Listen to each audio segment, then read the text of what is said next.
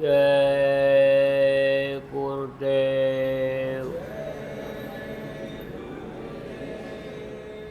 जय गुरुदेव।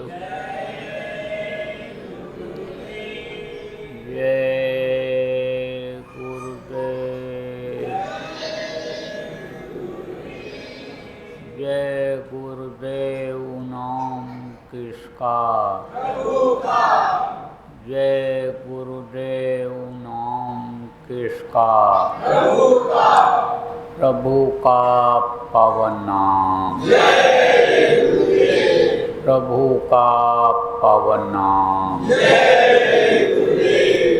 जय गुरुदेव।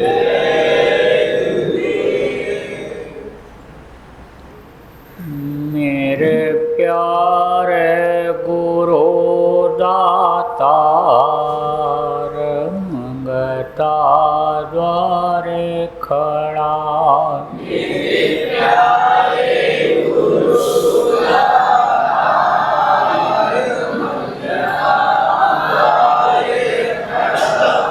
मैं रहा पुकार पुकार मेहर कर देखो जरा।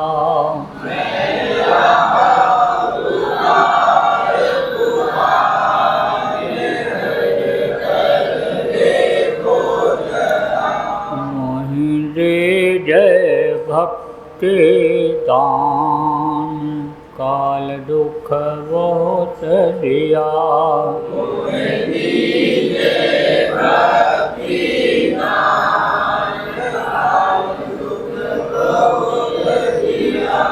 मेरी तड़प उठी अमान दरस को तरस राव।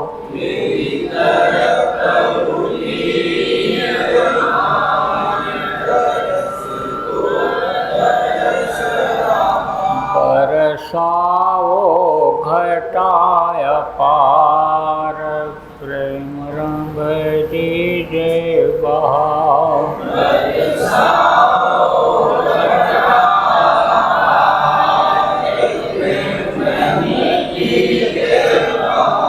सुरती भी गए अमीर रसधार तन मन होए हरा।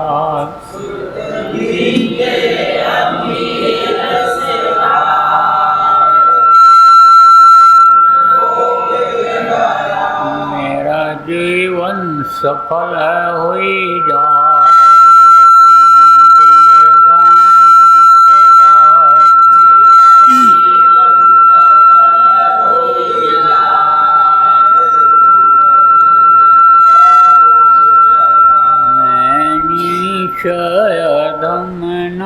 धमनाकार तुम्हारे द्वारे पड़ा।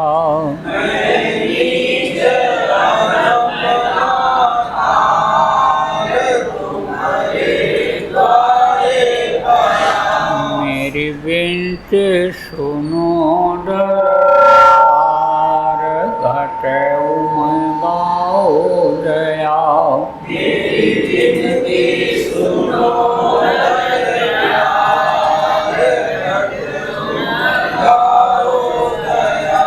स्वामी जी पिता मार जल्दी पार किया। स्वामी जी पिता मार जल्दी पार किया। जय गुरुदेव स्वामी पिता मार जल्दी पार करो। जय गुरुदेव स्वामी पिता मार जल्दी पार करो। मेरे प्यारे गुरु दातार मंगता द्वारे खड़ा। मेरे प्यारे गुरु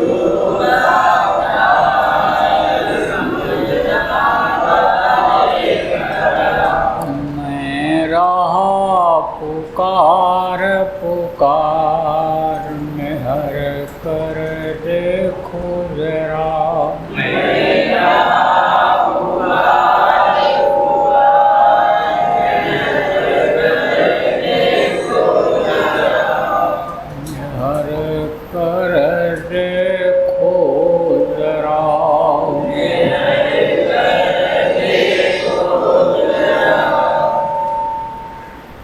जय गुरुदेव।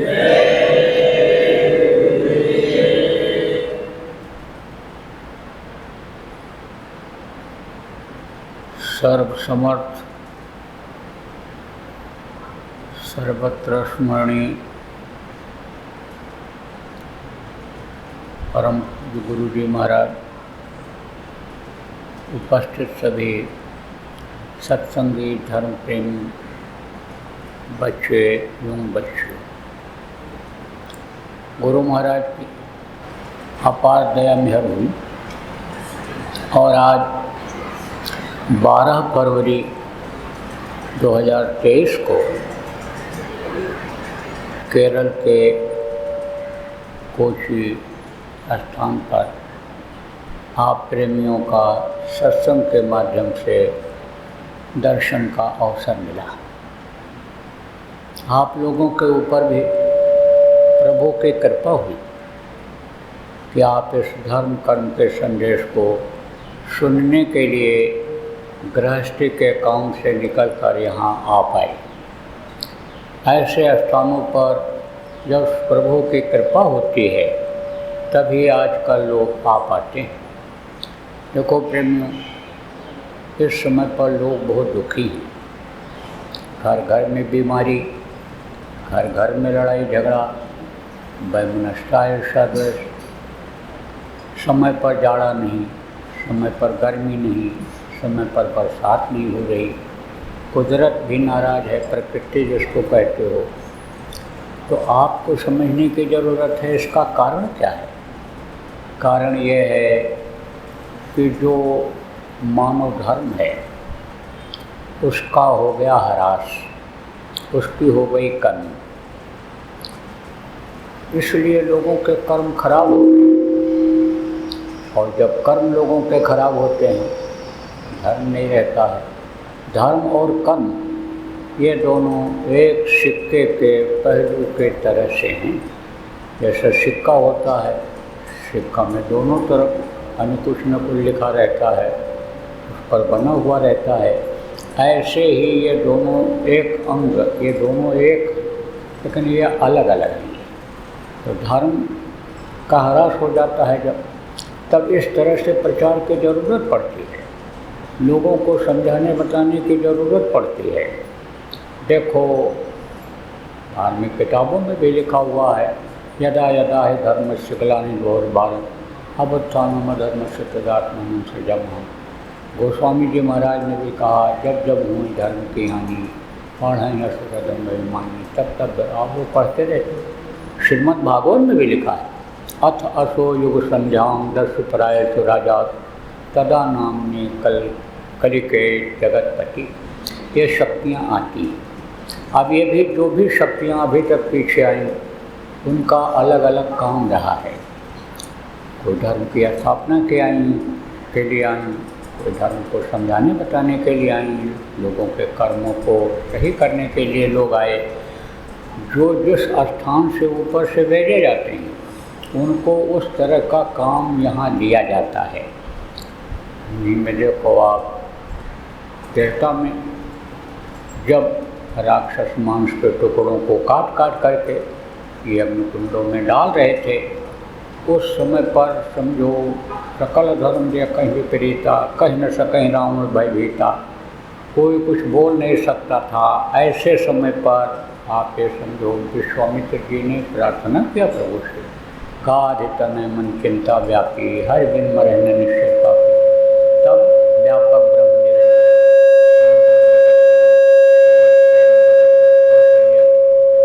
कौशल्या के गोद में जन्म लिया हूँ।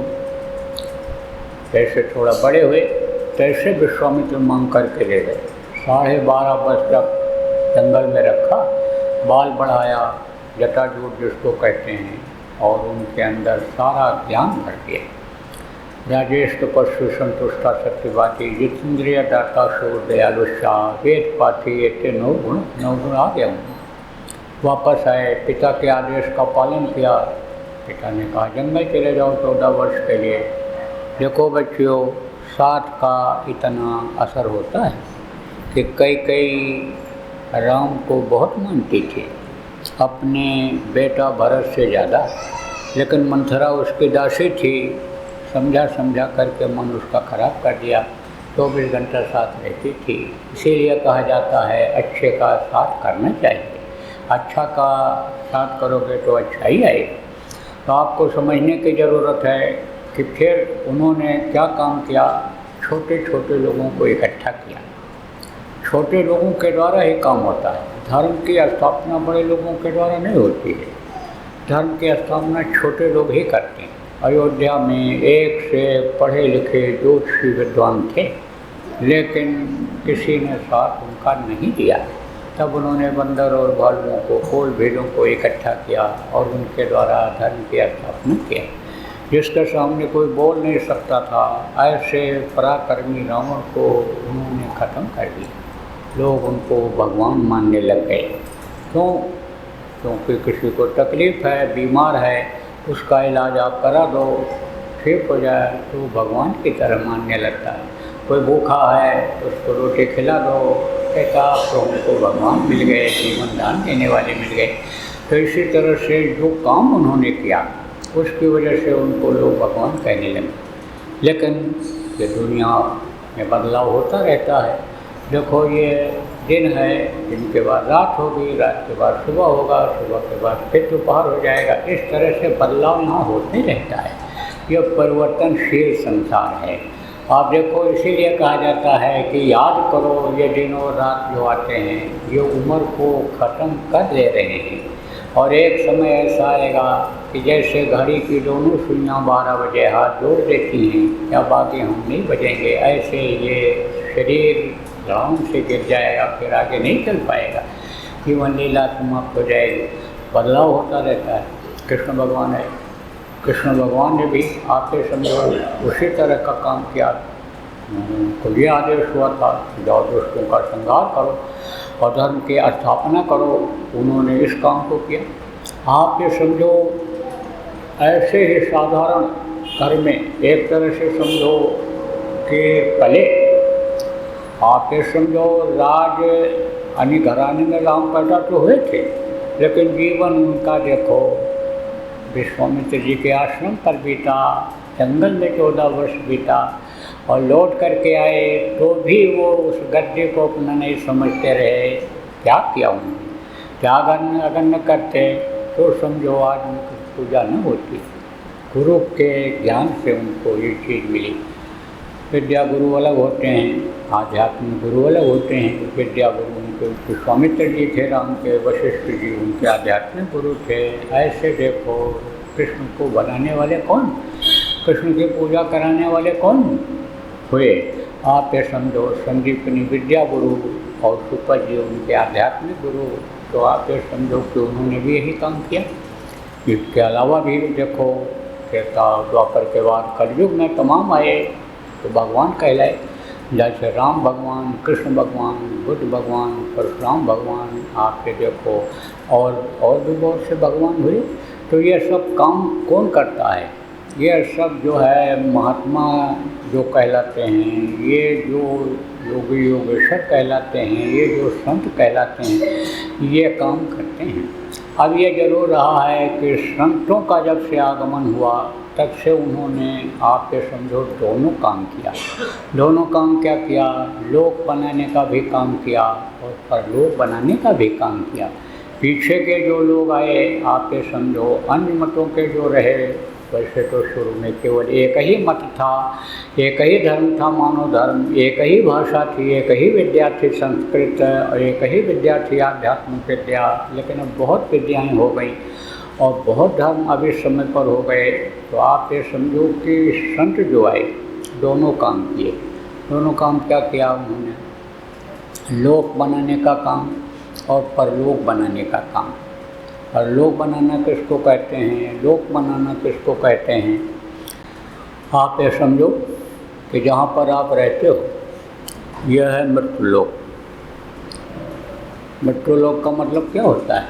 लोक माने होता है जहाँ लोग रहते हैं, और मृत्यु किसको कहते हैं? बाहर निकालने को कहते हैं। माँ के पेट में बच्चा बनता है प्रकृति की देन से बनता है, प्रभु के मसाले से बनता है।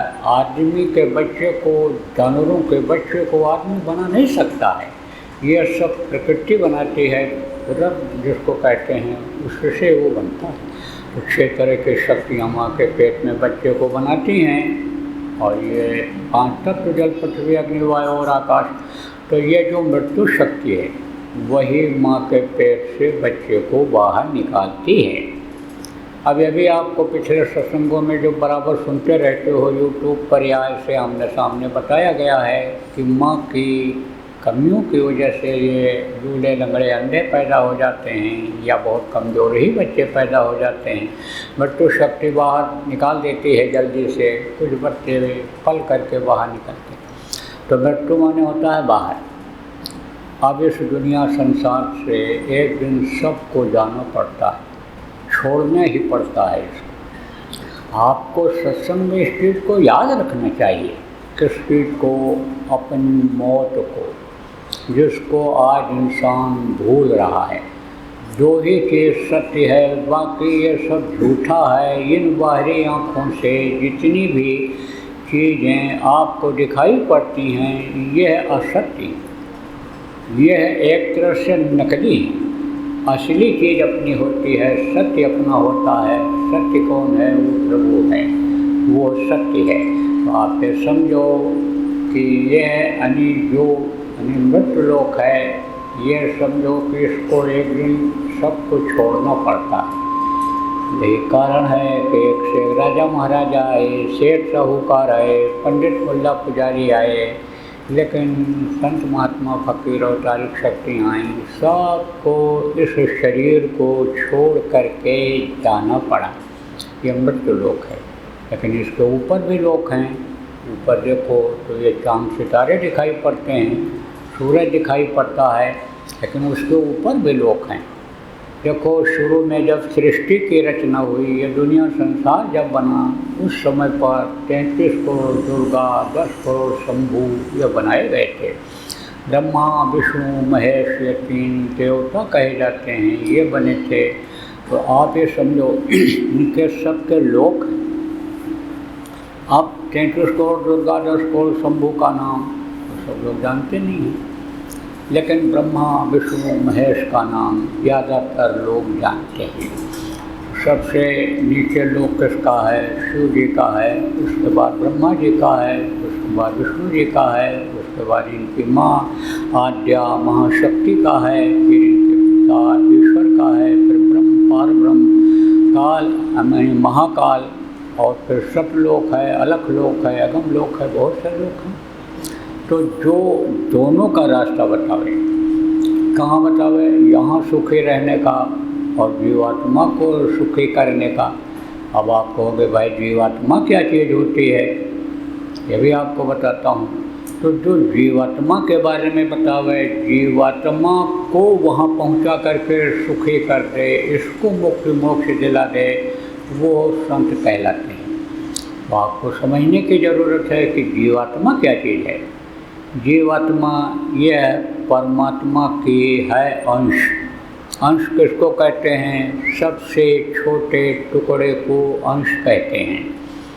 अब ये जीवात्मा आप ये समझो, माँ के पेट में 5 महीना 10 दिन का बच्चा जब हो जाता है, तब डाल दी जाती है और तब से बराबर रहती है।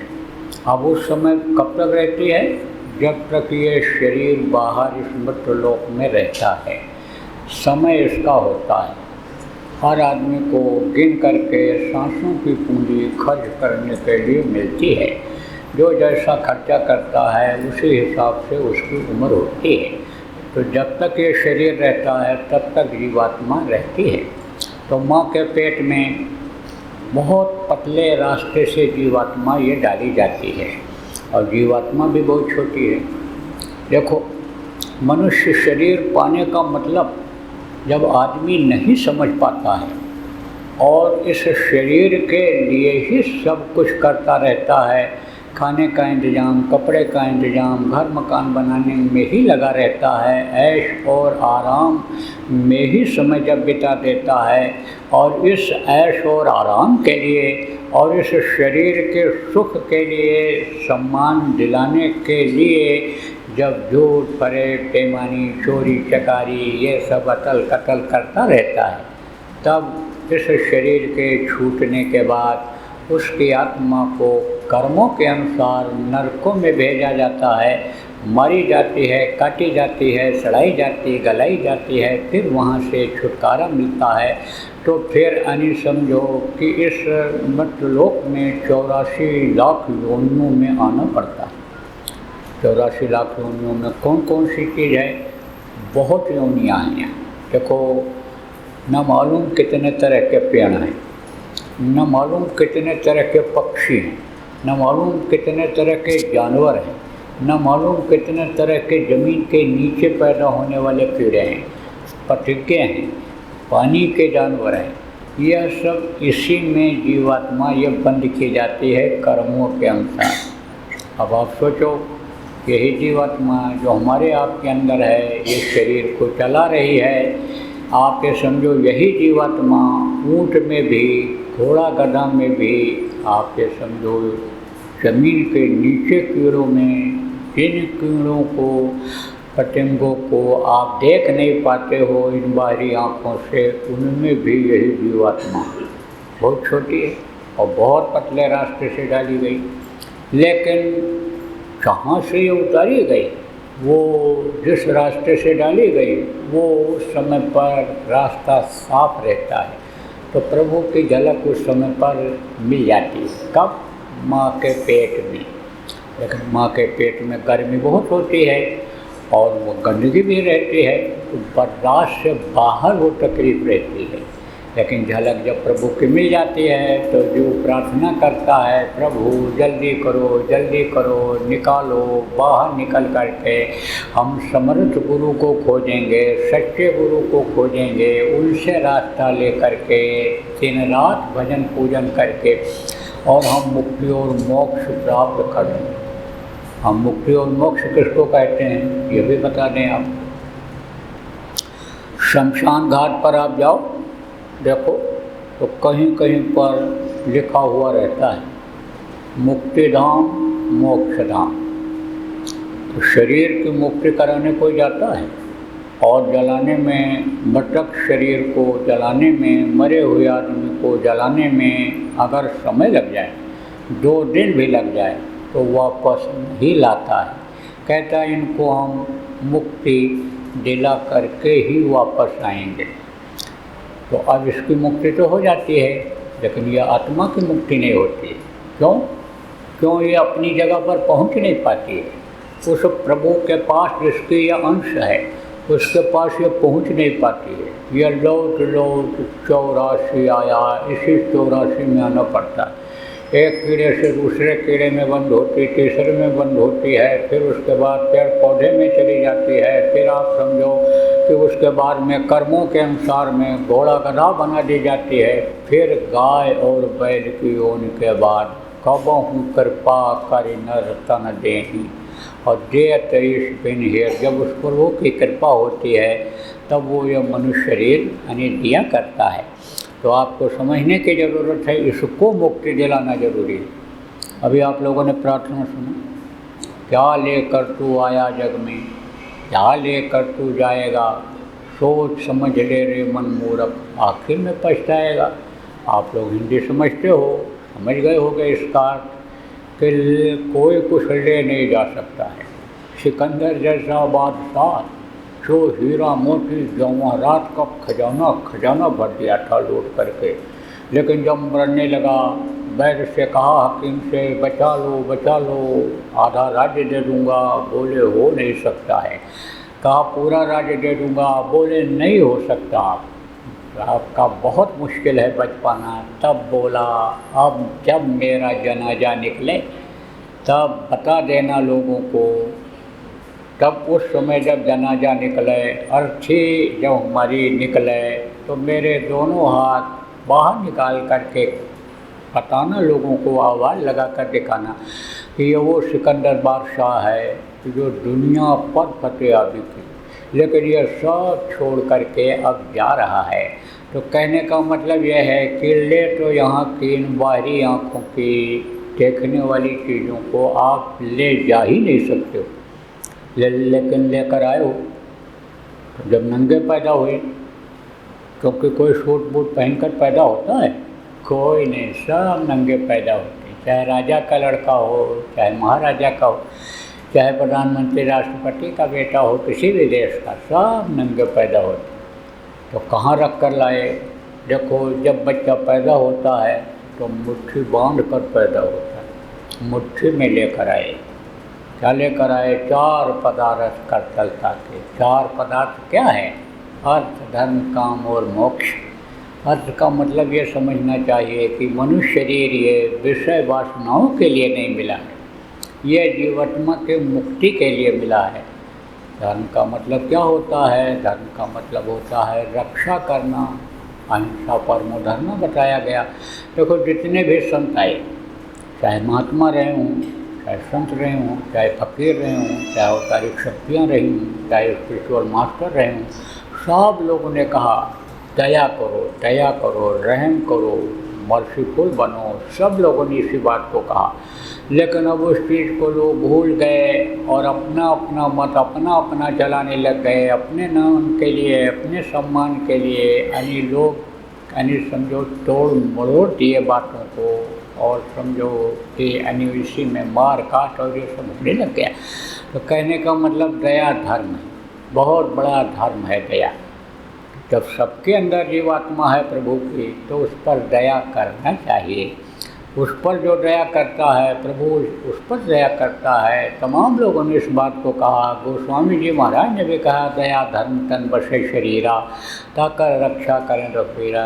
दया करो, जीवों पर दया करो और अपने इस जीवात्मा पर दया करो। इसको नरकों से 84 से बचाओ, इसको अपने प्रभु के पास पहुँचाओ। हासिला काम यह है, अर्थ धर्म काम, कि इसको मोक्ष दिलाओ, इसको मुक्ति दिलाओ। अब यह संभव कैसे होगा? यह हो कैसे सकता है? जब कोई जानकार मिलता है। तो जानकार कौन होता है? जो किसी भी चीज़ का जानकार होता है और वो जानकारी दूसरे को कराता है, उसको लोग गुरु कहते हैं। आप कुछ लोग इसमें यानी समझो व्यापार करते होंगे, कोई अपने हुनर का काम करते, हुनर सीख करके करते होंगे, सीखा होगा किसी ने किसी को, तो उसका स्थान क्या होता है? देखो, माता पिता को भी प्रेमियों गुरु कहा गया है। इसीलिए देखो, माता पिता का स्थान ऊँचा होता है। हमेशा माता पिता की सेवा करने वाली बात सब लोगों ने कहा। मैं भी यही कहता हूँ कि माता पिता की सेवा करो, उनके आशीर्वाद से फूलो फलो। तो गुरु यानी समझो कि जो ज्ञान कराता है, लेट्रिन करना, पेशाब करना, खाना, उठना, बैठना, माता पिता सिखाते हैं। काका गाघा ABCD जो सिखाते हैं वो भी गुरु होते हैं। कोई लोहे का काम, लकड़ी का काम, कोई यानी सोने चांदी का काम, साइकिल बनाने का काम, घड़ी बनाने का काम जो सिखाते हैं, उनको वे लोग गुरु कहते हैं। जो रामकृष्ण का सुमिरन कराते हैं, जो किसी भी भगवान का नाम बताते हैं, उनको भी गुरु कहते हैं। लेकिन वो गुरु सच्चा गुरु होता है जो कहा, सतमा गुरु सत शब्द लखावा, जहाँ का जीव तहाँ पहुँचावा। शब्द किसको कहते हैं? जो हमारे मुँह से आवाज़ निकल रही है, आपके मुँह से जो आवाज़ निकल रही है, वही है शब्द। तो प्रेमियों, ये दुनिया शब्द पर टिकी हुई है, शब्द से ही ये बनी हुई है। तो जिसको शब्द की जानकारी होती है, वो समझो गुरु, सच्चा गुरु और समर्थ गुरु होता है। वो लोक और परलोक दोनों बनाता है। तो आप कहोगे कोई ये ज़मीन फाड़ करके निकलते होंगे, आसमान तोड़ करके निकलते होंगे, ऐसा कुछ नहीं है। माँ के पेट में ही बनते हैं, माँ के पेट से बाहर निकलते हैं, और जब होश संभालते हैं, उस समय के जो संत होते हैं, गुरु होते हैं, उनके पास वो पहुँच जाते हैं। इस धरती पर भारत जैसे धर्म देश में हमेशा ऐसे कोई न कोई रहे हैं। कहा गया, गिरी बदरिया पाप की बरस गई अंगार, संत न होते जगत में जल मरता संसार। हमेशा संभाल करते रहते हैं, रहा करते हैं। तब अत्याचार, पापाचार, दुराचार, जब बहुत बढ़ जाता है घूम घूम करके बताते समझाते हैं, नहीं तो एक जगह पर बैठ करके संभाल करते रहते हैं। तो जब वो उनके पास पहुंचते हैं और उनको रास्ता बताते हैं और रास्ते पर चलाते हैं, मदद करते हैं, तब समझो कि उनकी जो आत्मा होती है उस प्रभु तक पहुंच जाती है। और जब प्रभु तक पहुंच जाती है, उनके अंदर ताकत शक्ति आ जाती है, फिर वो प्रभु का हुक्म होता है कि अब तुम जाओ, अब इनको बताओ, समझाओ, आप यानी ये काम कराओ। तब वो अपना काम फिर यहाँ पर मनुष्य शरीर से शुरू करते हैं। तो जैसा मैंने शुरू में आपको बताया कि शक्तियाँ अलग अलग होती हैं, अलग अलग इनको काम ऊपर से मिलता है जो जहाँ से भेजी जाती हैं। शरीर का नाम कोई यानी समझो भगवान नहीं होता है, शरीर का नाम समझो गुरु नहीं होता है। गुरु एक शक्ति होती है, प्रभु की एक शक्ति होती है। जो महापुरुष बनते हैं वो एक शक्ति से बनते हैं। पैदा होते समय तो कहा गया कुछ नहीं जानता है, आप ये समझो जहाँ जैसा पैदा होता है वातावरण रहता है वैसा ही वो हो जाता है, क्योंकि उसको ज्ञान कराने वाले बताने वाले भी वहाँ नहीं जाते हैं। कहते ये कोई सुनेगा नहीं, समझेगा नहीं, मानेगा नहीं, और जो दूर से भी आते हैं उन्हीं जैसे हो जाते हैं। तो क्या हो जाता है, हैवानियत आ जाती है। और हैवानियत से फिर जब उनको सत्संग मिलता है, संपर्क होता है, तब आप ये समझो हैवानियत से इंसानियत आती है। तो इंसान कहा गया कि हैवान से इंसान बन जाता है और इंसान से फिर जो है भगवान बन जाता है, भगवान से वो परमात्मा हो जाता है। तो आपको समझने की ज़रूरत है, जब वो शक्ति आ जाती है अपना काम शुरू करते हैं, तब जीवों को जगाते हैं, जीवों को समझाते हैं और प्रभु का याद कराते हैं। अब उसके बाद जब प्रभु की याद आने लगती है, इच्छा जगने लगती है, तब आदमी को वो रास्ता बता देते हैं और रास्ते पर चला करके मदद करते हैं। आपको बीच में ये भी बता दें कि हड्डी मांस के शरीर का नाम गुरु नहीं होता है, पता है ना आपको, एक पावर होता है और बाहर से पहचान ऐसे नहीं होती है। देख लो उस समय पर जितने भी महापुरुष आए जब भी गए, बहुत कम लोगों ने पहचाना। जब चले गए उनके काम को देखा कि उन्होंने ये काम किया, तब आज उनकी देखो पूजा हो रही है। देखो रामलीला, रासलीला, कृष्ण लीला, सब ये क्या है, ये सब समझो कि उनको लोग भूल न जाएं, ऐसा हो रहा है। तो आपको समझने की ज़रूरत है प्रेमियों कि पहचान अंदर से होती है। रानी इंदुमती कबीर साहब की शिष्या थी और जब नामदान लिया और साधना किया, ऊपर में जब पहुँची देखा और यही चला रहे हैं, पूरी सृष्टि के मालिक यही हैं। तब बोली, आप हमको मृत्युलोक में बता दिए होते कि मैं ही सब कुछ हूँ, तो मुझको इतनी मेहनत क्यों करनी पड़ती। तब वो बोले, तुझको विश्वास न होता, इसलिए तुझको मैंने रास्ता बताया, रास्ते पर चलाया और ला करके ये जलवा दिखाया, तेरी मदद किया, और किया कि नहीं किया। तब चरणों पर गिर पड़ी, बोली आपके मदद के बगैर तो मैं एक कदम आगे बढ़ ही नहीं सकती थी। मैं तो गृहस्थी में इस कदर फंसी हुई थी कि निकल नहीं सकती थी। देखो प्रेमी, हम बीच में बता दें आपको, आदमी अपने सुख के लिए सब कुछ करता है, लेकिन वही दुख में बदलता चला जाता है। क्यों? क्योंकि सुख तो यहाँ है ही नहीं। सुख तो आँख बंद करो तो ऊपर है, और इन आँखों में इन नाशवान चीज़ों में हम सुख खोजते हैं, तो सुख कहाँ से मिलेगा। कैसे ये भी बता दें, जिसके पास एक दुकान है कहता 2 दुकान हो जाती, 10 एकड़ ज़मीन है 50 एकड़ हो जाता, जिसके पास करोड़ है कहता अरब खरब हो जाता। उसी को बढ़ाने में लग जाता है और ज़्यादा हो जाता है तो संभालना मुश्किल हो जाता है। आपसे समझो जिसके बच्चा नहीं पैदा होता है कहता एक बच्चा ही मिल जाता तो बहुत था, लड़की ही पैदा हो जाती। जिसके 4 लड़के हैं, जब उगते हैं उनके व्यवहार से कहते ये मर जाते तो ठीक था, जीने नहीं दे रहे। तो कहने का मतलब यह है कि यह दुखों भरा हुआ संसार है, यहाँ सुख तो है ही नहीं, लेकिन आदमी की इच्छा बढ़ती चली जाती है और उसी में फंसता चला जाता है। सुख के लिए जैसे मकड़ी जाल बनाती है लेकिन निकल नहीं सकती उससे, ऐसे ही आदमी गृहस्थी में फंस जाता है। तो गृहस्थी में रहना सीख नहीं पाता, क्यों? तो कोई सत्संग नहीं मिलता है, कोई बताने वाला नहीं मिलता है। अगर सत्संग मिले तो रहना सीख जाए। कैसे, ये भी बता दें आपको। एक कटोरे में आप शहद रख दो, एक मक्खी आती है कटोरे के ऊपर बैठ कर के शहद को खा करके उड़ करके चली जाती है। दूसरी मक्खी आती है, कटोरे में कूद पड़ती है, शहद तो खूब खाती है लेकिन उसके पंख फंस जाते हैं, निकल नहीं पाती, ऐसे फंस जाता है। तो रानी इंदुमती ने कहा कि आप अगर दया न करते तो हम गृहस्थी से ही न निकल पाते, और बीच के जो लोग जहाँ वज्र दरवाजे, जहाँ पहरा कि एक भी अंदर ना आने पावे, निकलना मेरे लिए बड़ा मुश्किल था, लेकिन मैं बराबर आपको मस्तक पर सवार रख के याद करती रही, और जहाँ जहाँ दिक्कत आई आप मिले। आपकी महिमा का तो वर्णन किया ही नहीं जा सकता है।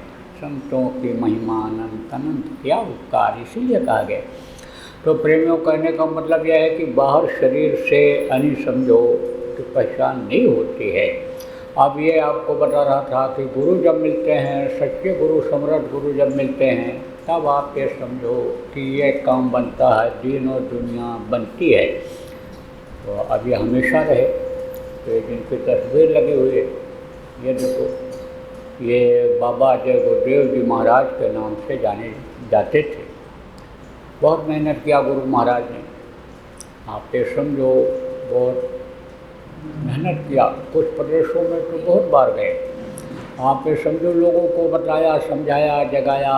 जब से इनके गुरु ने हुक्म दिया तब से समझो करोड़ों लोगों को इन्होंने समझाया, बताया, कितने लोगों की गरीबी दूर किया, कितनों की तकलीफ़ों को दूर किया, कितने बिगड़े लोगों को सुधार दिया गुरु महाराज ने, और कितने जीवों को अपने घर, अपने वतन, अपने मालिक के पास पहुंचा दिया।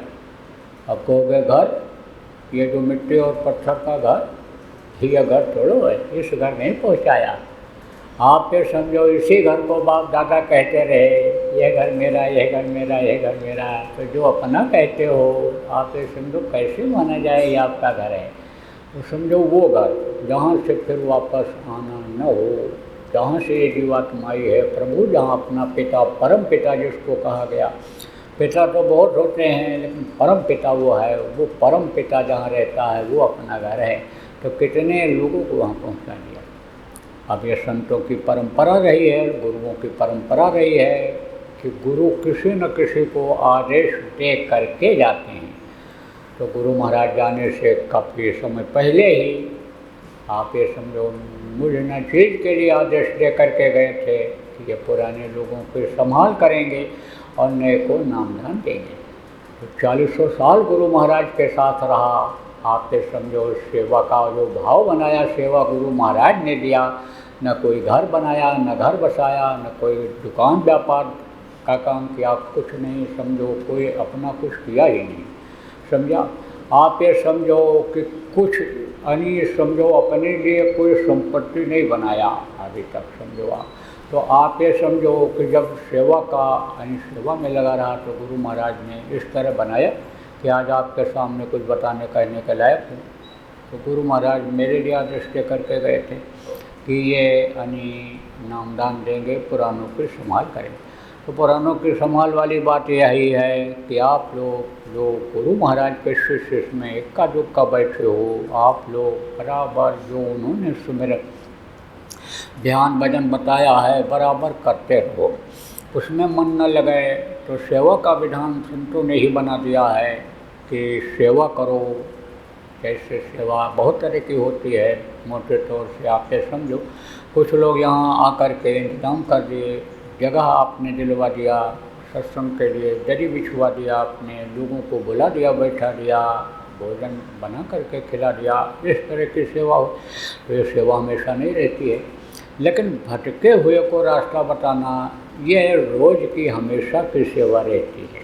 और ये सेवा भटके हुए को रास्ता बताने का ये सेवा, ये परोपकार बहुत बड़ा सेवा, बहुत बड़ा परोपकार माना जाता है।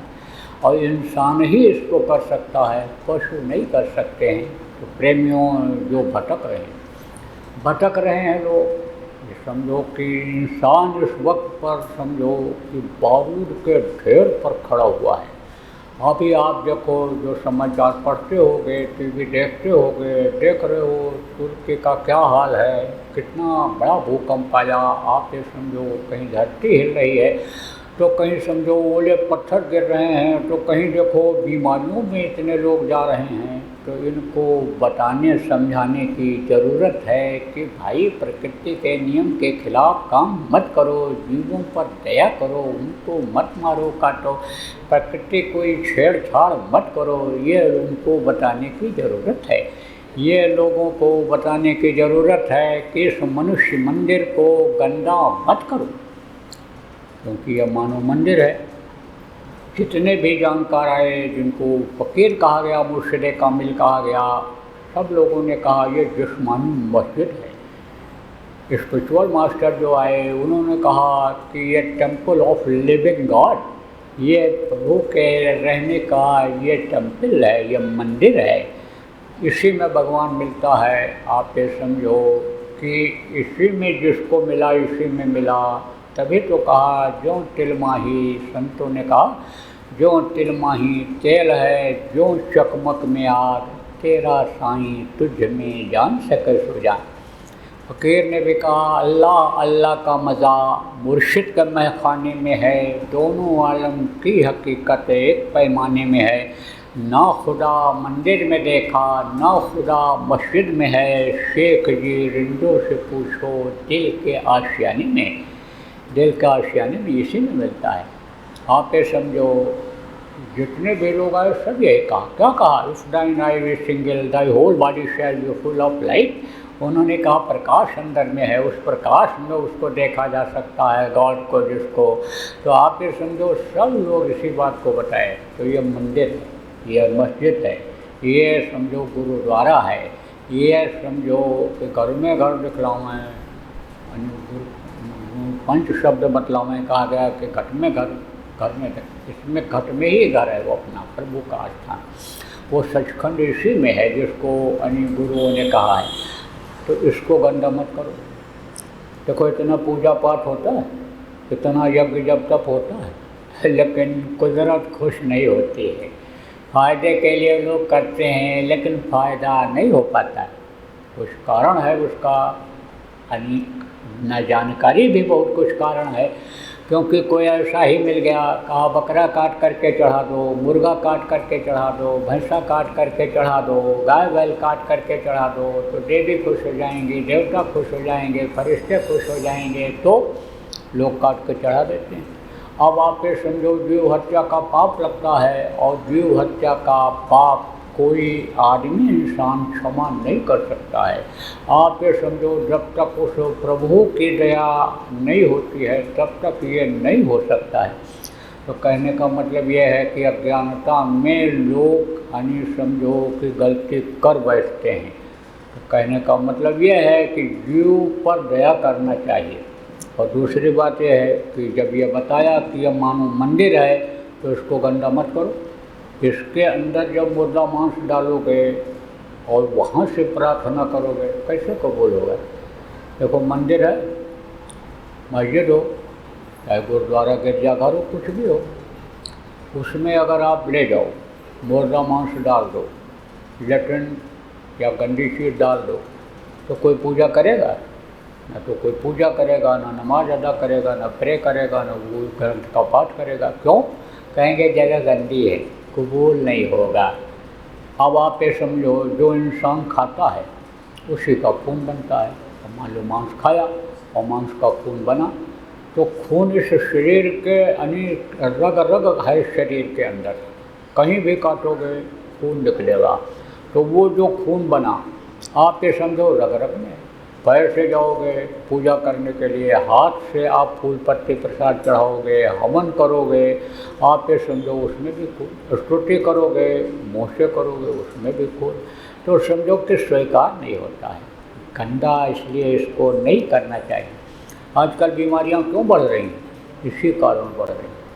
कोरोना पर रिसर्च किया लोगों ने, आखिर में इसी रिजल्ट पर पहुँचे कि पक्षियों के मांस खाने की वजह से ही हुआ है। जब से ये मांसाहार बढ़ा, बीमारियां बढ़ती चली जा रही हैं। और अभी आपने क्या देखा, आज बता के जा रहा हूँ आपके इसी केरल में ऐसी ऐसी नई नई बीमारियां आएंगी, पता ही नहीं चलेगा। रात को बीमार हुआ, सुबह नहीं देख पाएगा, जैसे कहते हो चट मंगनी पट ब्याह, ऐसा होगा। आपने अभी आफत का देखा, आज की तारीख को नोट कर लो, आज की तारीख तक आफत आपने नहीं देखा केरल वासियों, आफतें तो अभी आगे आएंगी।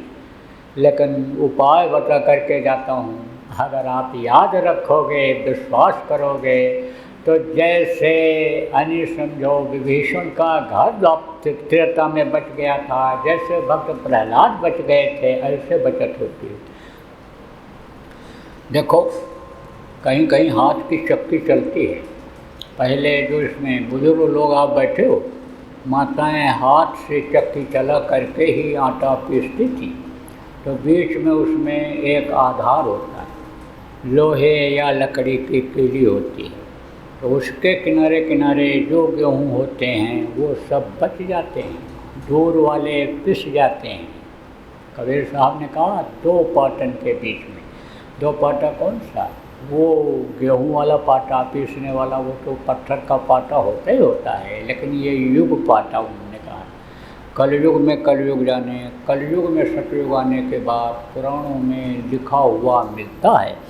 आप ये समझो प्रेमियों के लिंग पुराण के 40वें अध्याय में लिखा है, सूरसागर में लिखा है, जगन्नाथ दास की उड़िया किताब में लिखा है। हमारे गुरु महाराज बराबर कहते रहे कलयुग में कलयुग जाएगा, कलयुग में कुछ हजार वर्षों के लिए सतयुग आएगा। तो अब यह भी आपको याद दिला दें कि जब जब युग बदला है, बहुत मरे हैं।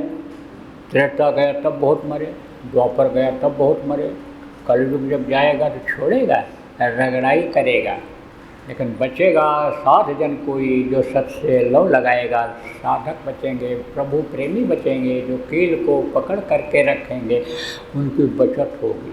तो कहने का मतलब ये है कि दया करो जीवों पर, सब पर दया करो, और जैसा मैंने बताया है आपको अभी पीछे कि अपनी आत्मा पर दया करो, नहीं तो यह समय आपका निकला जा रहा है। ये दिन और रात जो आते हैं, इसमें उम्र कटती जा रही है। चूहे जैसे होते हैं, काटते चले जाते कुतरते, ऐसे ये दिन और रात, ये समझो एक सफ़ेद चूहा है और एक है काला चूहा, ये उम्र को ख़त्म कर दे रहे हैं।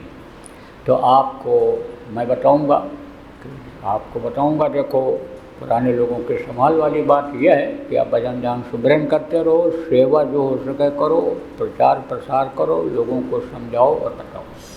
आप जो नए लोग आए हो, आपको नाम दूंगा, गुरु के आदेश का पालन करूंगा। आप बहुत से लोगों को मालूम नहीं होगा कि नाम होता क्या है, नाम कहते किसको हैं, वो भी आपको बताऊंगा। भगवान से मिलने का रास्ता, इसी मनुष्य शरीर में देवी देवताओं के दर्शन करने का रास्ता आपको बताऊंगा। अनाद वेदवाणी आकाशवाणी जो 24 घंटे हो रही है, उसको सुनने का रास्ता आपको आज बताऊंगा। गुरु के आदेश का पालन करूंगा, सब जगह बताता हूँ। लाखों लाख की भीड़ होती है, वर्ल्ड रिकॉर्ड बना, 1 लाख लोगों का समझो कि 1 लाख लोग एक जगह पर समझो आपके संकल्प लिए शाकाहारी रहने का, कितने वर्ल्ड रिकॉर्ड बन गए प्रेमियों। गुरु महाराज के जाने के बाद 15 वर्ल्ड रिकॉर्ड बन गया, और समझो 15 ही देशों में गया, नामदान दे करके आया, गुरु के आदेश का पालन, तो लाखों लाख की भीड़ होती। लेकिन विदेशों में तो इतने आदमी नहीं मिलते हैं। विदेशों में जैसे आप लोग पहली बार यहाँ कार्यक्रम हो रहा है आपके समझो कोशीन में, तो पहली बार हो रहा है, दोबारा आऊँगा। अगर आना हुआ तो उम्र तो बहुत ज़्यादा हो गई, चलने फिरने में दिक्कत होती है, लेकिन आ गया गुरु महाराज दया हो गई तो देखना बड़ी जगह आप लोगों को लेना पड़ेगा, आदमी इतना आएगा। तो कहने का मतलब यह है कि सब जगह नामदान देता हूँ। क्यों देता हूँ? इसलिए दे देता हूँ कि इस वक्त पर किसी के ज़िंदगी का कोई भरोसा नहीं है। आदमी घर से निकले, कोई गारंटी नहीं है कि 2 घंटे के बाद ठीक ठाक अपने घर में वापस आ जाएगा, कोई गारंटी नहीं। ऐसे समय पर हरकत चला गया, उम्र पूरी हो गई उसकी, तो रह जाएगा। आज बता के जा रहा हूँ, कल यानी कोई समझाने वाला मिल गया, आदमी करने लग जाएगा तो समझो उसको फ़ायदा होने लग जाएगा, फल मिलने लग जाएगा। इसलिए नामदान दिया जाता है सब जगह। आपको भी देकर जाऊंगा, लेकिन अभी आपसे कहा जाए कि भगवान आपको मिल जाएंगे, लेकिन भोजन नहीं मिलेगा, भूखे रहोगे। कहोगे भाई ये बात ठीक नहीं होगी। 2 दिन के बाद चिल्लाने लगोगे कि भगवान से ही कहो पहले हमारा पेट भरें, तब भगवान हमको अच्छे लगें।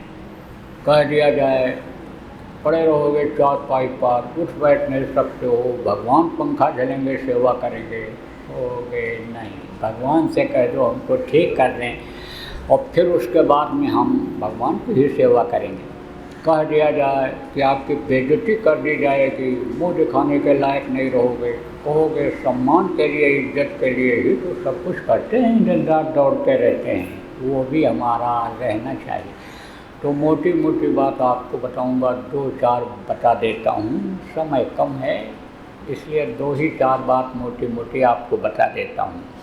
देखो प्रेमियों, थोड़ा कम खाओगे तो रोग नहीं आएगा, हजम हो जाएगा। आप ये समझो प्रेमियों, जब भूख लगे तब खाओ। अब भूख लगने की पहचान क्या है? शुगर का जो मरीज होता है उसको तो हमेशा भूख लगी ही रहती है। तो देखो ये नाक जिसको कहते हो, इसके नीचे 2 सुराख है, ये बराबर अपना काम शरीर को चलाने के लिए करते रहते हैं। तो जब बाएं नाक से गर्म हवा निकले तब समझो आपके अब शरीर कुछ मांग रहा है खाने के लिए। आपको और भी बता दूँ, बुजुर्ग लोगों का कहना है कम खाओ कम खाओ। कम खाओ का मतलब क्या होता है? 2 बात बर्दाश्त कर लो। लड़ाई झगड़ा झंझट में अगर नहीं पड़ोगे तो समझो कि यानी फ्री रहोगे, टेंशन फ्री जिसको कहते हैं आप रहोगे। तो लड़ाई झगड़ा झंझट को ज़्यादातर टालो, अपने प्रारब्ध पर विश्वास करो, प्रभु पर विश्वास करो, जो पैदा होने के पहले माँ के स्तन में दूध भर देता है। लेकिन अपने कर्तव्य का पालन करो, खाने का भी इंतजाम कर लो, कपड़े का भी इंतजाम कर लो, घर मकान भी बना लो, बाल बच्चे हैं तो उनका देख रेख भी कर लो, क्योंकि ये गृहस्थ आश्रम में गृहस्थ का धर्म है। नहीं है बाल बच्चे, माता पिता हैं तो उनकी सेवा कर लो, लेकिन इसी में मत फंसे रहो। 24 घंटे में से कम 2 घंटा समय भगवान के भजन में अपनी आत्मा को जगाने के, आत्मा के कल्याण के लिए भी करो। तो आपको समझने की ज़रूरत है। किसी को भी गुस्सा आ जाए, ये बातें क्यों बता रहा हूँ? इसलिए बता रहा हूँ कि इसमें कई रोगी बैठे हुए हैं, कई रोगी। यह भी बता सकता हूँ कि इनके घर में कोई न कोई बीमार ही रहता है, बता सकता हूँ, अभी बता दूँगा आपको होगा तो।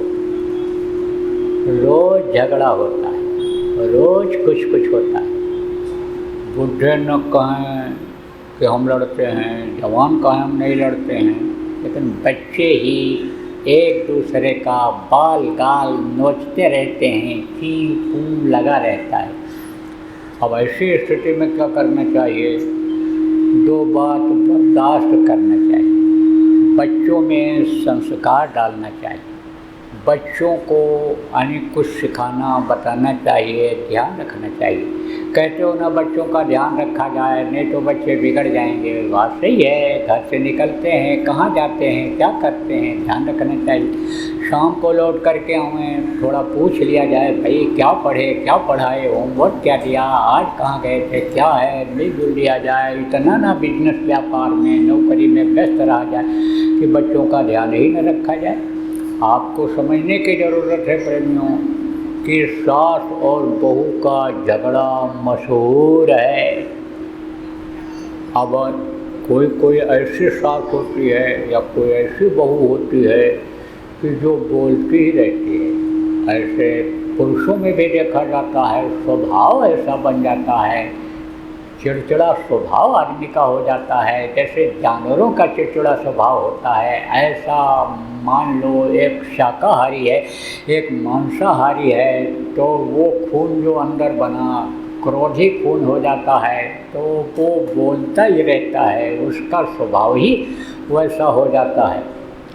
जैसे देखो कुत्ता है, कितना गुस्सैल होता है, एकदम चांद की अपने बाजी लगा करके और क्रोध में अन्य समझो कि एकदम चल बैठता है, ऐसा स्वभाव हो जाता है। अब एक का है साधारण स्वभाव है, गौ जिसको कहते हो, बैल जिसको कहते हो, स्वभाव सीधा होता है, शाकाहारी होते हैं। आप ये समझो जिसको गधा कहते हो, शाकाहारी होता है, बोझा लादता है, जितना भी लाद दो लेकर जाता है, लेकिन शाकाहारी होता है। तो उसके स्वभाव में ऐसे ही समझो कि मनुष्य का भी स्वभाव हो जाता है। अब ऐसे से अगर रिश्ता हो जाए, ऐसे का अगर संबंध हो जाए गृहस्थ आश्रम में, तब क्या करना चाहिए? उस समय पर ना बर्दाश्त हो जाए तो ऊपर से कपड़ा डाल करके आंख बंद करके भजन पर बैठ जाना चाहिए। तो उसमें तो ज़्यादातर आप लोग नए लोग हो, भजन तो जानते नहीं हो क्या होता है। भजन को तो आप सुने भी होंगे, तो खंजरी बजा करके जो गाते हैं उसको भजन मानते हो। भजन का अभी बताऊंगा भजन क्या होता है। भजन पर बैठ जाना चाहिए। तो ये गुस्सा या क्रोध क्या है? ये है अग्नि, आग जिसको कहते हैं, ये अग्नि है, क्रोध अग्नि है। और अग्नि का यह सिद्धांत है कि अग्नि जलती है तो बुझती है। जैसे धरती का सिद्धांत है कि जो पेड़ फलता है वो झड़ता है, जो आग जलती है वो बुझती है। आप किसी भी भगवान को मानते हो, कोई किसी भी भगवान को मानता हो, कोई कैसा भी गुरु के हो, हम ये नहीं कहते हैं कि उनको आप छोड़ दो या उन भगवान को छोड़ दो, लेकिन ये जो आग मैं बता रहा हूँ आपको इसको करना है। अब देखो उन लोगों ने नियम भी बनाया होगा, बताया होगा। बहुत से लोग तो नाम देते हैं, दीक्षा मंत्र देते हैं, तो सिर मुड़वा देते हैं, गंजा करा देते हैं, बाल कटवा देते हैं, कुछ कपड़ा भी बदलवा देते हैं, कोई कंठी बांध देता है, कोई छाप लगा देता है, कोई कुछ तरह तरह की पहचान बना देते हैं। लेकिन हमारे यहाँ यह सब कुछ नहीं है। आप जो कपड़ा पहनते हो पसंद का वही पहनो, आप जिस घर में रहना चाहते हो रहते हो उसी में रहो। जो भी भोजन आप खाते हो शाकाहारी है तो उसी को खाओ, मनपसंद शाकाहारी भोजन बनवा लो। जिसके साथ आप खाते हो उसी जाति बिरादरी में खाओ। लड़का लड़की का शादी ब्याह जहाँ करते हो वहीं पर आप करो। हमारी तरफ से पूरी छूट है। ये ज़रूर कहता हूँ कि बच्चे बच्चियाँ जब बड़े हो जाएं तब आपका जो जिम्मेदारी है उसको निभाओ। शादी ब्याह आप देख करके समय पर कर दो, पढ़ लिख लें, काम धंधे में लग जाएं, खाली न बैठाओ कि उनका दिमाग शादी ब्याह की तरफ जाए और वो खोजने लग जाएं और मनपसंद वो करने लग जाएं। तो ऐसी शादियाँ जो मनपसंद होती हैं, हाथ मिलाया तुरंत शादी कर लिया, वो जल्दी निभती नहीं है। इसलिए समझो कि तलाक के मुकदमे बहुत चलने लगते हैं। दहेज में घर वालों को भी दहेज के एक्ट में जाना पड़ता है जेल। तो ऐसा काम क्यों करो? किसी जाति की निंदा नहीं, किसी धर्म की निंदा नहीं, किसी धार्मिक पुस्तक की निंदा नहीं, किसी को कुछ अन्य समझो। इन सब झगड़ा झंझट में फंसने की ज़रूरत ही नहीं। जो भी काम आप शरीर की रक्षा के लिए करते हो करते रहो। खाने का इंतज़ाम कर लो, कपड़े का इंतज़ाम कर लो, घर मकान जिसके ठंडी गर्मी से बचत के लिए बना लो। जो करते हो उसी को करो। मेहनत ईमानदारी की कमाई आप बिजनेस व्यापार में भी करो। व्यापार बिजनेस अगर आप मेहनत ईमानदारी से करोगे तो बरकत आपको दिखाई पड़ने लगेगी। सारे नियम का पालन करो, जो भी मर्यादा है समाज की, देश की, स्थान की, उसका सबका पालन आप करो। आप ये समझो किसी के खिलाफत न करो, नियम कानून का आप पालन करो, अधिकारी कर्मचारियों का सम्मान करो, हो सके तो उनके काम में आप मदद करो, बाधा मत डालो। सब आप जो भी है जैसे उसका पालन करो। कहोगे भाई तो दक्षिणा वाली बात तो नहीं बता रहे हो, क्यों भूल जा रहे हो? क्योंकि सब लोग दक्षिणा लेते हैं, बहुत से लोग तो पहले ही पर्ची कटवा करके सब इंटरेस्ट देते हैं, पहले लोटा धोती लंगोटी रखवा लेते हैं। और आप तो दक्षिणा वाली बात कोई कर ही नहीं रहे हो, तो हमारा ये काम कैसे पूरा हो? तो बात तो सही है, दक्षिणा देने का आज आपको मौका है। लेकिन प्रेमियों, बच्चों और बच्चियों, दक्षिणा देना क्या है? आप अपनी बुराइयों को यहीं छोड़ जाओ, यही सबसे बड़ी आपकी दक्षिणा हो। बुरे कर्म अब मत कर, और अभी तक जो आपने किया उसके लिए उस प्रभु से, किसी भी प्रभु को आप मानते हो, उस प्रभु से माफ़ी मांग लो, कान पकड़ लो, तौबा कर लो, अब गलती नहीं करेंगे। सबसे बड़ा पाप क्या है? जीव हत्या है। जीव का हत्या नहीं होना चाहिए। अब आप जो मांस खाने वाले इसमें बैठे हो, कहोगे कि हम तो खरीद करके लाते हैं, पैसा देकर लाते हैं, खाते हैं, हम जानवरों को नहीं मारते हैं, हत्या नहीं करते हैं। लेकिन आप इसमें जो मांसाहारी लोग बैठे हो, आज यहीं छोड़ करके चले जाओ, दक्षिणा में यहीं छोड़ के चले जाओ, तो आपकी वजह से जो जानवर मारे जाएंगे, काटे जाएंगे, वो बचेंगे कि नहीं बचेंगे? तो जीव हत्या से अन्य समझो आपसे बचोगे कि नहीं बचोगे? देखो बता दें बच्चियों, जो जानवरों को मारता है, काटता है, लाता है, पकाता है, खाता है, खिलाता है, सबको बराबर पाप लगता है। इसलिए घर में नहीं आना चाहिए। मान देखो, साफ बात कहता हूँ, फोड़ा अगर हो गया किसी को, और अगर उसको काट करके दवा नहीं भरा गया, ऑपरेशन नहीं किया गया, तो नासूर बन जाता है, हड्डी तक समझो वो घाव होता है, हड्डी काटनी पड़ती है।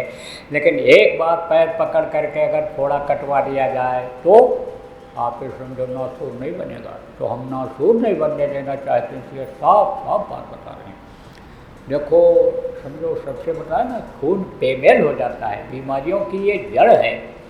मनुष्य पैदा होता है शाकाहारी खून रहता है, लेकिन खाया जब मान तो बेमेल खून हो गया। बेमेल खून क्या है ये भी बता दूं। बुढ़े को राजस्थान के लोग डोकरा कहते हैं, ले करके गए डॉक्टर को दिखाने के लिए, तो डॉक्टर ने कहा खून की कमी हो गई, खून चढ़ाना पड़ेगा। तो लड़के ने कहा साहब हमारा खून चढ़ा दो। टेस्ट किया, कहा खून नहीं मिल रहा है तुम्हारा। भाई ने कहा मेरा खून चढ़ा दो। उसका टेस्ट किया, कहा ग्रुप नहीं मिल रहा है, नहीं चढ़ पाएगा। अब आप सोचो, एक ही माँ के पेट में रजवीर से दोनों बने, एक ही माँ के शक्ति से समझो दोनों बड़े हुए, एक ही माँ ने दूध पिलाया, पाल पोष के बड़ा किया, खून नहीं मिला। इसका मतलब यह है कि एक शाकाहारी और दूसरा हो गया मांसाहारी, तो खून बेमेल हो जाता है। खून जब बेमेल हो जाता है, तरह तरह की बीमारियां होती हैं।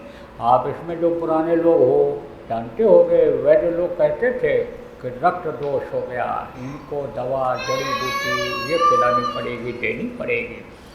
तो आप फिर समझो कि खून बेमेल न होने पावे। आप इस चीज़ का ध्यान रखना। किसी भी पशु पक्षी का मांस मत खाना। देखो कुछ नहीं छोड़ना है, न जमीन जायदाद छोड़ना है, न नौकरी व्यापार छोड़ना है, न घर द्वार छोड़ना, कुछ नहीं छोड़ना। यही साधारण चीज़ छोड़नी रहेगी। तो बड़ी चीज़ पाने के लिए तो छोटी चीज़ की भाई कुर्बानी करनी ही पड़ती है। ये तो इतिहास बता रहा है। नाम तो क्या क्या लोगों ने नहीं किया, नाम के लिए ही तो लोग धर्मशाला बनवाते हैं, नाम के लिए देखो गौशाला खोलते हैं, नाम के लिए ही तो सब कुछ करते हैं। कि भाई बचत करते हैं, क्यों कि इसमें से निकाल के इसमें लगाओ, नाम हो गया। तो नाम समझो कब होता है, जब थोड़ा आदमी त्याग करता है। तो इन चीज़ों को त्याग करोगे जब, तब आपके अंदर वो आध्यात्मिक शक्ति जब आएगी, तभी देखो आदमी आदमी की ही पूजा तो करता है। शरीर तो हाड़ मांस का उसका भी है कि जिसको लोग ऊंचा मानते हैं, सम्मान देते हैं, पैर छूते हैं, वो भी तो शरीर जैसे आपका है, हड्डी मांस ऐसे उसका भी तो रहता है। तो जरूर त्याग किया होगा उसने। आपको बताया, राम अगर लगोटी न लगाए होते, अगर जंगल न गए होते, पूजा होती। तमाम राजा आए चले गए, महाराजा, पूजा होती है। लेकिन जिन्होंने थोड़ा त्याग किया, उनका देखो इतिहास बन गया। आप राजस्थान के लोग उसमें बैठे हो, देखो पीपा राजा थे आपके, समझो के गोपीचंद राजा हुए हैं, और के समझो कि नहीं तमाम ऐसे राजा हुए हैं राजस्थान में। लेकिन जिन्होंने राजपाट को थोड़े समय के तिलांजलि दिया, आपके समझो उनकी पूजा हो रही। देखो जनक विदेही कहलाए राजा जनक थे, राज का सुख कुछ अनुभव ही उन्होंने किया। क्यों? क्योंकि जो अलल से हैं, मस्ती में डूबे, होश कम है, उन्हीं ज़िंदगी का विदेही कहलाए थे।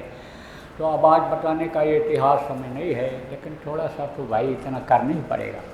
तो मांस मत खाना, मछली मत खाना। मछली किसको कहते हैं? जो पानी में रहती है।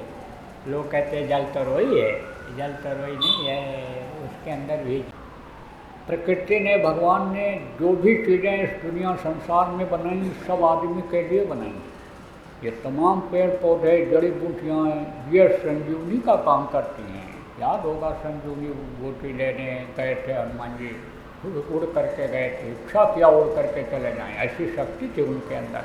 यह उमा गणमा महिमा, ये सब सिद्धियाँ होती हैं। और उमा शक्ति आ जाती है जब तब समझो छोटा हो जाता है आदमी, कोई भी छोटा हो जाए, उड़ जाए। गरिमा शक्ति आती है, भारी भरकम शरीर हो जाता है, पहाड़ उठाना हुआ तो गरिमा शक्ति को प्रयोग किया उन्होंने। तो वो संजीवनी बूटी क्या थी? यही थी, ये पेड़ पौधा, ये इसे सब बना दिया। पहचान होनी चाहिए, जानकारी होनी चाहिए। ये पशु पक्षी ये एक दूसरे का आहार है, ये सब मनुष्यों के लिए है। लेकिन मछली मनुष्य का आहार नहीं है। मछली सफाई के लिए पानी को बनाई गई है। पानी गंदा हो जाए, पी नहीं पाएगा आदमी, जानवर नहीं पी पाएंगे, बीमारी फैल जाएगी सब में, इसलिए सफाई के लिए बनाई। लेकिन मछलियाँ ही अगर तैरने लग जाएं बहुत, तब उनको सफाई के लिए गिद्ध और कौवों को बना दिया। मछली खाने वाली चीज़ नहीं है, मत खाना बस। अंडा क्या है? माताएँ मासिक धर्म होती हैं, खराब खून इकट्ठा हो जाता है, उसका बच्चा बन जाता है। मुर्गियों का खराब खून, उनके लेट्रिन पेशाब का खराब हिस्सा जब इकट्ठा हो जाता है तो वही अंडा बन जाता है। बहुत गंदी चीज़ है। तमाम डॉक्टर सलाह देते हैं, लेकिन गारंटी कोई नहीं लेता है कि हम बच्चे को तंदुरुस्त कर देंगे अंडा से खिलवा करके। नहीं होगा, और सिस्टम बिगड़ जाता है। मत खिलाना बच्चों को अंडा मत खिलाना। अगर खिलाती हो तो आप ये समझो ये खाने वाली चीज़ें। और ऐसे नशे की चीज़ों का इस्तेमाल मत करना कि जिससे होश में न रह जाओ, नुकसान आपका हो जाए। देखो दो चीज़ों का नुकसान होता है नशे में। एक तो धन का नुकसान होता है, प्रतिष्ठा का नुकसान होता है, आप समझो, और का नुकसान होता है, आप फिर समझो धर्म भी उसमें चला जाता है। माँ बहन बहू बेटे की पहचान ही खत्म हो जाती है, भाव खराब हो जाते हैं, होश में नहीं रहता आदमी, कुछ भी कर सकता है। तो शराब जैसा तेज नशे का सेवन मत करना, या शराब जैसा तेज नशा किसी भी जड़ी बूटी में हो, गोली में हो, उसका इस्तेमाल मत करना। बाकी तो छूट है। हजम कर सको 4 रोटी की जगह 40 रोटी खा लो, 1 किलो घी रोज़ खा लो, हजम कर सको। 10 गिलास दूध एक साथ पी लो, हजम कर सको तो छूट है। कहीं भी बैठे रहो, खाली रहो, आँख बंद करो, ध्यान लगाओ। ट्रेन में जा रहे हो, बस में जा रहे हो, दुकान पर कोई ग्राहक नहीं है, ऑफिस में काम करते हो, कोई काम नहीं है, आँख बंद करना, ध्यान लगाना। बराबर ध्यान लगाने की आदत डालो। बच्चियों घर में कोई काम ना हो तो आँख बंद करो, ध्यान लगाओ, खूब ध्यान लगाना, तब देखना फिर आनंद आएगा। तो देखो अब इस कार्यक्रम का होगा समापन। नाम ध्वनि में बोलूँगा, जिस नाम ध्वनि के बारे में भी आपको बताया कि इससे तकलीफें दूर होंगी, तो उसकी आदत मैं चाहूँगा कि आप डाल लो, और फिर आपको बुलवा देता हूँ 2-4 बार, फिर उसी तरह से आप बोलना, और उसके बाद ये कार्यक्रम समाप्त हो जाएगा। तो बोलो जय गुरुदेव, जय गुरुदेव, जय गुरुदेव, जय गुरुदेव, जय जय गुरुदेव।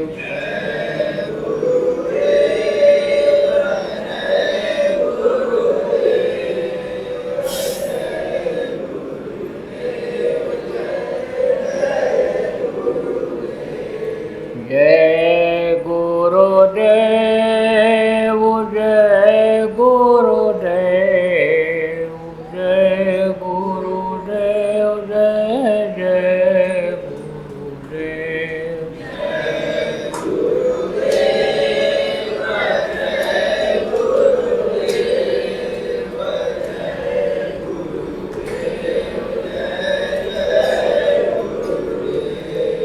जय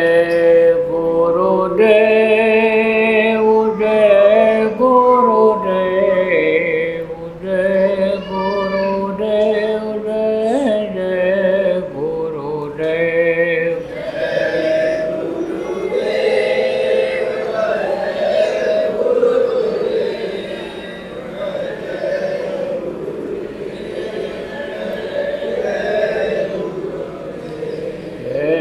जय गुरुदेव, जय गुरुदेव, जय गुरुदेव, जय जय गुरुदेव।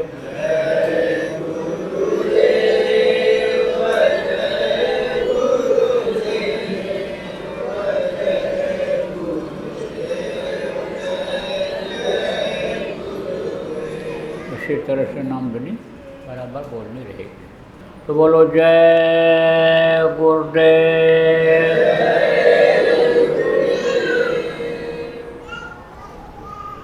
बराबर देश प्रेम बनाए रखें। देश की संपत्ति आपकी अपनी संपत्ति है। जैसा मैंने बताया, नियम कानून का पालन करना, किसी की भी निंदा बुराई न करना, दूर रहना, और ये भजन ध्यान सुमिरन जो बताया प्रेम करते रहना, नाम में बोलते रहना।